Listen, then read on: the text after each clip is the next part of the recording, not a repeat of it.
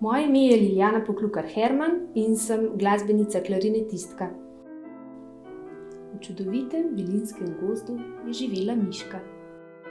V glasbeni šoli Škofja Loka trenutno poučujem klarinet. Njen domek je bil majhen, toda lep in urejen, ravno prav prostoren za majhno miško. In ta glasbena pravljica Miška si poišče nov dom je nastala v času, ko sem v Gorjah vodila glasbene urice za najmlajše. Sredi noči se je zbudila vsa premočena. Joj, kaj pa je zdaj to? Saj se nisem poluljala v posteljo.